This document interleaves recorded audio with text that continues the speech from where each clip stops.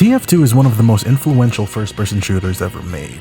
Its legacy extends not just to FPSs, but to class shooters and hero shooters as a whole. Beloved by the gaming community because of its character and its gameplay in equal measure. But, despite this legacy, the game is in a state of neglect. Hence, the Save TF2 or the FixTF2 movement.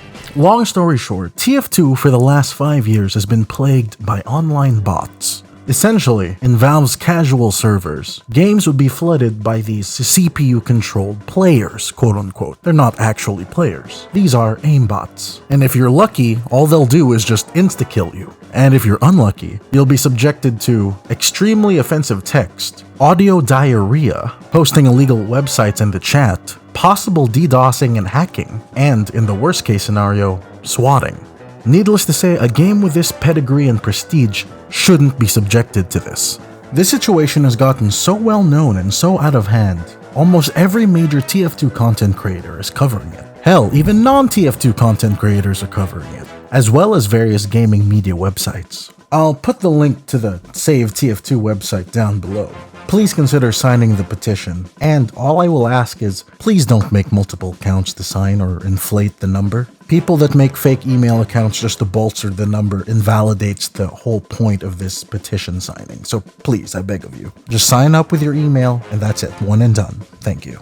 It should more or less inform you about everything that you need to know. But I want to talk about some aspects that I haven't seen covered about it. Quite understandably, the greater TF2 community is not exactly pleased with Valve's behavior recently. Valve's inaction is causing their beloved game to just rot away, essentially. So, unsurprisingly, this has led to review bombing of TF2. In fact, if you go onto the Team Fortress 2 Steam page, it's currently sitting at 15% positive review rating as of right now. Overwhelmingly negative is putting it quite quaint. Now, some people might question the ethics of review bombing. In my opinion, it definitely works. It's a form of catharsis for the players in the community to voice their discontent and dissatisfaction with the game and how it's currently running.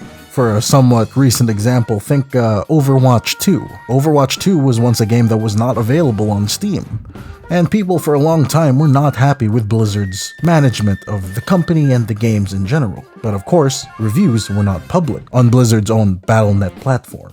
So, when it came to Steam, for the first time people could collectively show the public their discontent with the game. Is Overwatch 2 objectively a bad game? No, not really. It's a very competently made hero shooter. Does it deserve one of the lowest ratings on Steam history? No. But again, it's an outlet of frustration for the players. And now, that's happening to TF2.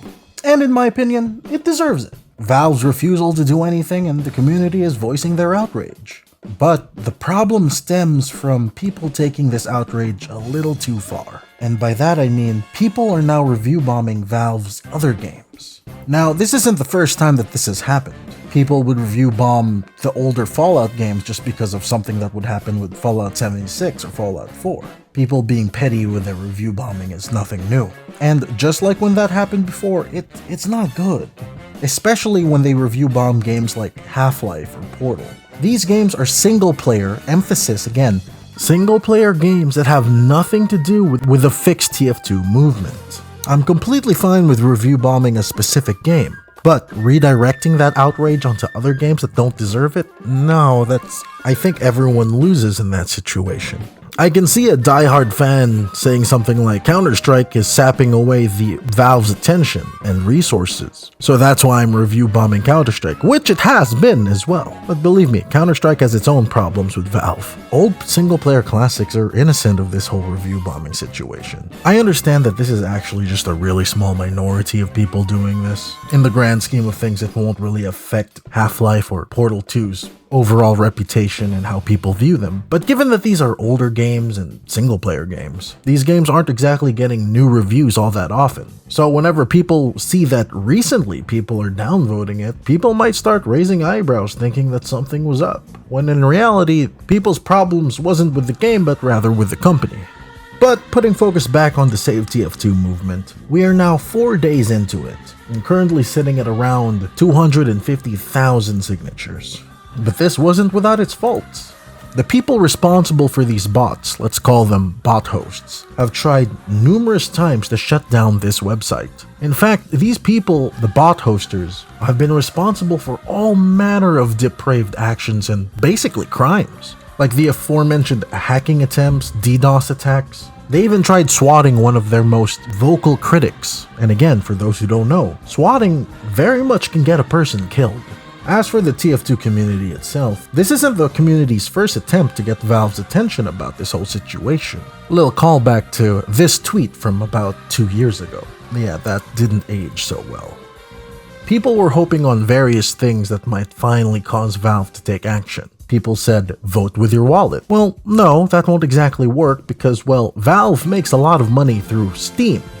And even if you take Steam away, they still got bigger cash cows like Counter-Strike and Dota. TF2, while definitely a profitable and well-known game, doesn't compare to these other forms of cash revenue. So voting with your wallet's not exactly an option. Word of mouth, while definitely slowly raising awareness and informing the greater gaming community, is still not as effective, as the vast majority of gamers still view TF2 in more or less a positive light. I'm willing to bet most casual gamers didn't even have any idea about TF2's bot situation until somebody brought it up to them. So yes, FixTF2 is definitely becoming more mainstream, but if you're relying on ruining Valve's reputation because of this, I'm afraid this isn't egregious enough to truly tarnish Valve's reputation with general audiences or gamers, I suppose.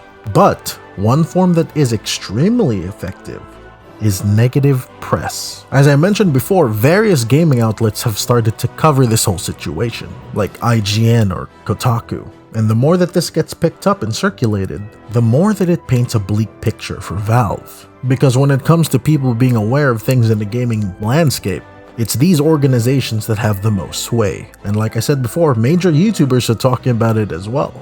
I'm uncertain on how this will all end. I really do hope that this bot situation gets resolved. Valve's neglect of this game has to end. TF2 is one of their golden childs. One of the best video games that they have ever made. And to see it slowly whittle away like this is heartbreaking. So, Valve, please, look at all these content creators making these videos. They're being made out of frustration for you, but a bigger reason is they're made out of a love for the game. People love this video game so goddamn much, they are willing to put their lives on the line, quite literally, for it. So, I don't know. I know that Valve's ultimately probably not gonna end up seeing this video. I know that I'm just a drop in the ocean in the content sea that regards this whole situation, but I guess this is also my way of expressing my frustration with this whole situation. So I guess only time will tell. The petition is still going strong and hopefully something changes. Thanks for watching, Internet Wanderer. Do the YouTube things.